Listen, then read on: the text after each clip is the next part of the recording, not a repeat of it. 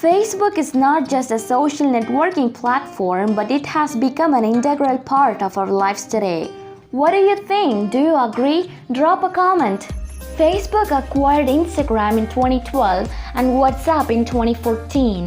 Facebook's net worth as of July 2021 is $1,001 billion. Facebook is one of the biggest and most successful social media platforms today. Mark Zuckerberg has laid out his vision to transform Facebook from a social media network into a metaverse company in the next 5 years. A metaverse is an online world where people can game, work, and communicate in a virtual environment, often using VR headsets. Now let's see Mark Zuckerberg's early life. Mark Zuckerberg was born in 1984 and he was brought up in an ambitious and well-educated middle-class Jewish family in the Sleepy Dobbs Ferry town in the suburban New York. He has 3 siblings and he is the only son. His father Edward Zuckerberg ran a dentist clinic and mother Karen Zuckerberg worked as a psychiatrist. At the age of 12, he used Atari Basic to create a messaging program he named ZuckNet. His father used the program in his dental office so that the receptionist could inform him of a new patient without yelling. The family also used ZuckNet to communicate within the house. Together with his friends, he also created many computer games, thus he exhibited his programming skills. He also learned several languages in his high school, including Latin, French, Hebrew, and Ancient Greek. He also wrote poems in Latin. It is extremely difficult for a 14-year-old child to accomplish that. Impressed by his programming skills and his interest in software programming, his father arranged a private tutor for him. After finishing his elementary school, he studied at Phillips Exeter Academy, an exclusive preparatory school in New Hampshire. He excelled in literature, earning a diploma in classics, but his fascination with computers remained intact and he continued to work on developing new programs. When Zuckerberg was in his high school, he joined the company Intelligent Media Group as a programmer and created a media player program known as Synapse.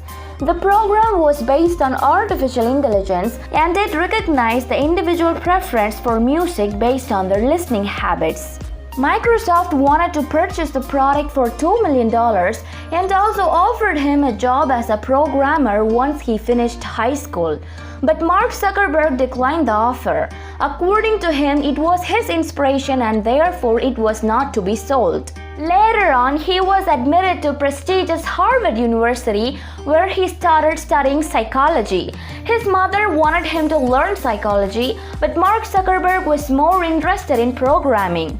So he joined some IT courses at Harvard in addition to his major course. When Zuckerberg was in the second year at Harvard, he created a program known as Course Match, which helped students choose their classes based on the course selections of other users. He also invented Face Match, which compared the pictures of 2 students on campus and allowed users to vote on which one was more attractive. To implement and run this program, Zuckerberg successfully broke into the university database to steal the photographs of the students. He just survived a possible suspension for the offense of hacking the database. Students also complained that their photographs were used without their consent, so university had no option but to shut down the program Face Match. Mark Zuckerberg later on launched another project in which the photo albums were protected by passwords so as to ensure privacy of the students. Even though everyone says Face Match was so important to starting Facebook, Mark Zuckerberg said it wasn't the beginning of starting Facebook, but without Face Match, he never would have met Priscilla, and Priscilla is the most important person in his life. Just let you know, Priscilla was his girlfriend then and now his wife. He was inspired in creating Facebook by the student yearbook from his time spent at Phillips Exeter Academy. And that is when the real story began, the story of Facebook in Zuckerberg's dorm room shared with his co-founders. Zuckerberg co-founded Facebook with his friends Dustin Moskovitz, Chris Hughes, Andrew McCallum, and Eduardo Saverin. The new site was ready in less than a week's time and it became famous.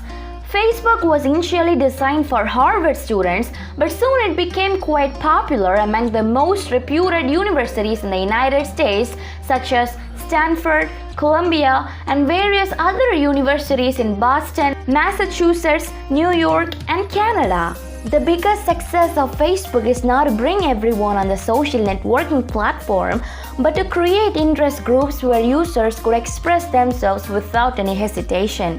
Even today, you will find interest groups on Facebook such as atheists, same-sex couples, fans of celebrities, and people interested in gardening, etc. As the number of Facebook users increased, so did the features in Facebook. In July 2010, Facebook had 500 million users. About 2 years later, in 2012, there were 1 billion users. These are the successful sites of Mark Zuckerberg building Facebook. Even though creating Facebook seems like an easy thing to do, in reality, it's not as easy as it sounds. Like many people, Mark Zuckerberg has his own hard time building Facebook. Let me tell you what that is. When he and his team were building the first version of Newsfeed, some big companies wanted to buy them. But Mark Zuckerberg didn't want to sell because he wanted to connect more people. The problem here is nearly everyone except him wanted to sell, but he had a sense of higher purpose.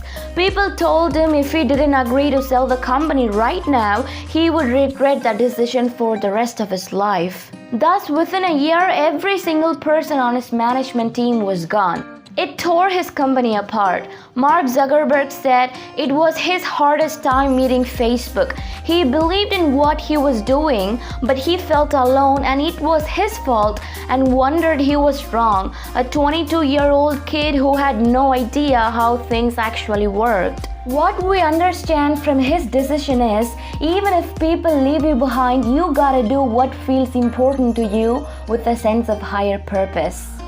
If you are working really hard on something, here is a piece of advice from Mark Zuckerberg. Be prepared to be misunderstood. Anyone working on a big vision is going to get called crazy even if you end up right. Anyone taking on a complex problem is going to get blamed for not fully understanding it, even though it's impossible to know everything up front. Anyone taking initiative will always get criticized for moving too fast because there is always someone who wants to slow you down. The greatest successes come from having the freedom to fail. The lesson we learned from Mark Zuckerberg, who owned his own company in a very young age is no barrier, it's a limitation we put on our mind. That's it, guys. The goal is not to become Mark Zuckerberg, but to find your own passion and work on your future and become the better you. Thank you for watching. See you in next video.